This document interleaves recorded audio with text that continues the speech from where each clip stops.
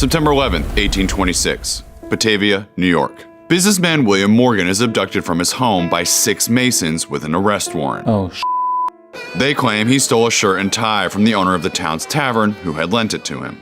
Before he knew it, Morgan was thrown into a carriage and taken to the local jailhouse. He claimed he'd merely forgotten to return the clothing items and that he would do so immediately.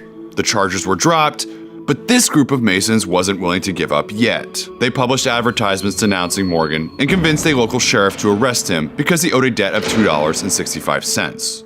This time, he remained in the slammer until the next day, when a carriage pulled up and he was thrown in and whisked away. "Murder! Murder!" he shouted.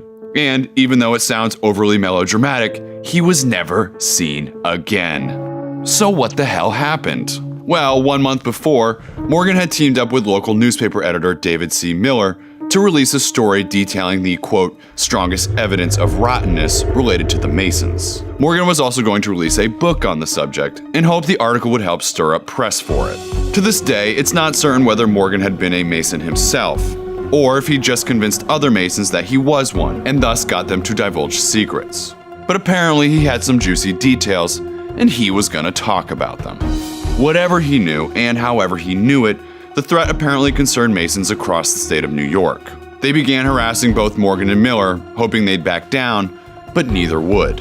So, on September 8th, a group of Masons descended upon Miller's offices, wanting to burn them down. Miller caught wind of this and managed to rustle up a posse of his own, complete with firearms, and the Masons wisely retreated. Which is why, instead, they ended up abducting Morgan 2 days later.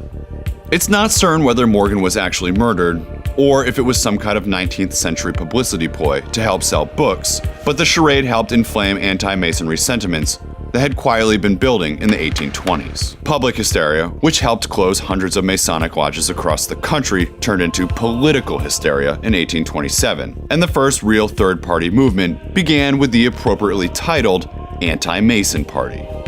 The group's primary focus was to win seats from Mason-supporting politicians, or politicians who were themselves Masons.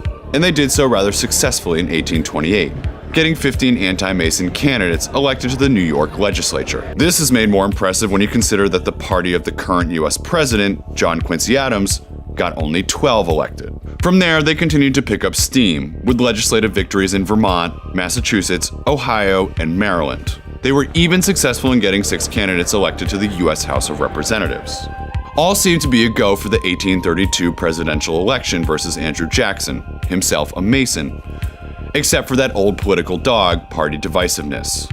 Radical anti-Masons wanted nothing to do with compromise when it came to policies put forth by individuals attached to the Masons in any way, while more progressive members of the party were open to it. They did field a candidate in the 1832 election, former Attorney General William Wirt, and he did win one state, Vermont, but ultimately failed to defeat Jackson anywhere else. By the 1840s, the anti-Mason party had all but died out, but they did leave a lasting mark on US politics, including the format we now use for national presidential nominating conventions, and future President Millard Fillmore, who was an avowed anti-Mason. So what's your favorite weird political story? Let us know in the comments, and be sure to subscribe to Raider Red's YouTube channel for more strange Heartland history. I'm Christopher Pilney.